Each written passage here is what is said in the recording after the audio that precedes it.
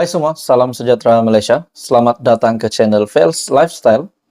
Saudara-saudara, tuan-tuan dan puan-puan, satu kejutan besar yang amat menarik dan satu berita baik dari kerajaan kepada seluruh rakyat Malaysia. Tuan-tuan dan puan-puan semua, banyak yang menuntut harga barang, turunkan harga barang lah, kerajaan turunkan harga barang, bantuan ditambah baiklah, dan banyaklah yang diminta oleh rakyat. Jalan diturap lah, perbaiki jalan, jambatan, bekalan air, bekalan api, dan sebagainya.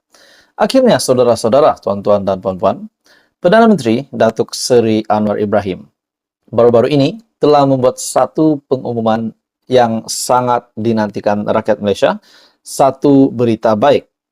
Dalam satu artikel dilaporkan dari Astro Awani, kadar sewa Bazar Ramadan Putrajaya diturunkan. Dan ini dinyatakan sendiri oleh Perdana Menteri Anwar Ibrahim. Perdana Menteri Datuk Seri Anwar Ibrahim mengumumkan penurunan kadar sewa lot Bazar Ramadan dari RM1.000 kepada RM850 kepada penjajah dan peniaga kecil di bawah Perbadanan Putrajaya.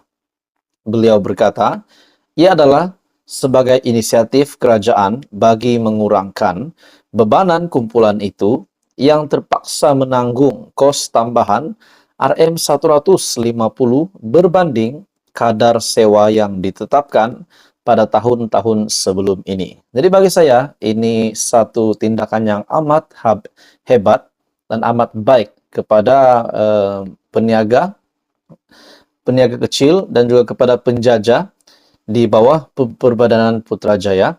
Akhirnya Perdana Menteri Datuk Seri Anwar Ibrahim membuat keputusan ini yang sangat baik. Menurut Anda, apa komen Anda, tuan-tuan dan puan-puan semua?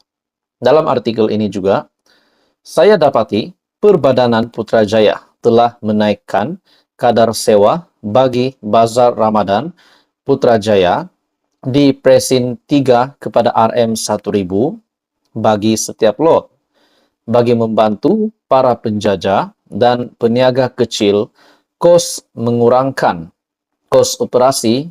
Sukacitanya saya umumkan pengurangan kadar sewa ini kepada RM850 sebulan sebagaimana tahun-tahun sebelum ini. Jadi, apa dalam pemikiran saya, tuan-tuan dan puan-puan semua, apa saja yang diputuskan oleh Perdana Menteri Datuk Seri Anwar Ibrahim, pasti ada sahaja yang mengkritik. Tidak lain dan tidak bukan, terutamanya daripada pemimpin seteru politiknya, dan siapa sajalah daripada pembangkang. Jadi mungkinkah ada berita susulan selepas keputusan yang dilakukan oleh Perdana Menteri ini? Dalam artikel ini, beliau berkata demikian kepada pemberita selepas melancarkan program jualan Agro Rahma Bazar Ramadan Presin 3 pada Khamis. Mengulas lanjut, Anwar juga berkata, setakat ini pengurangan kadar sewa lot bazar hanya ditetapkan sepanjang bulan Ramadan. Namun begitu, katanya, sekiranya ia mendapat sambutan menggalakkan, kerajaan mungkin akan meluaskan inisiatif itu. Jadi tuan-tuan dan puan semua, apa komen Anda setelah Perdana Menteri Datuk Seri Anwar Ibrahim mengumumkan berita baik ini, kadar sewa Bazar Ramadan Putrajaya diturunkan, kata Perdana Menteri. Jadi teruskan bersama dia dalam channel ini. Jangan lupa tekan butang like, share, dan subscribe. Hai semua, salam sejahtera Malaysia. Selamat datang ke channel Fels Lifestyle. Tuan-tuan dan puan-puan, saudara-saudara yang saya amat hormati sekalian, akhirnya Perdana Menteri Datuk Seri Anwar Ibrahim membuat satu pengakuan yang sangat besar, satu pengakuan yang amat mengejutkan, luar biasa dan hebat. Setelah 24 tahun PKR ditubuhkan, akhirnya pendedahan ini mengejutkan ramai. Menurut satu artikel, 24 tahun PKR, Anwar ingatkan kuasa adalah amanah, bukan keistimewaan. Wow! Sebenar ulang tahun ke-24 PKR, Presidennya Anwar Ibrahim mengingatkan ahli parti itu bahwa kuasa yang diamanahkan perlu dilaksanakan sebaik mungkin demi kesejahteraan rakyat. PKR berpasak atas semangat islah yang kuat. Selalu saya ingatkan kepada semua bahwa kuasa adalah amanah dan bukan keistimewaan. Bagi saya ini satu kenyataan yang cukup padu daripada Perdana Menteri. Ini pasti mengejutkan ke semua ahli politik di Malaysia, terutamanya musuh politik ataupun seteru Datuk Seri Anwar Ibrahim sendiri. Oke, saudara-saudara, tuan-tuan dan puan-puan, sebelum saya meneruskan isu hangat ini, saya meminta jasa baik Anda untuk bantu channel ini. Dengan menekan butang like, Anda juga dipersilahkan untuk share video ini dan tekan butang subscribe. Dalam satu artikel dari Malaysia Kini, tugas dan tanggung jawab yang digalas hari ini adalah amanah yang mesti kita pikul sebaiknya dengan matlamat membawa perubahan yang bermakna. Selamat ulang tahun PKR yang ke-24 kepada seluruh anggota dan pimpinan PKR, katanya dalam satu hantaran di Facebook.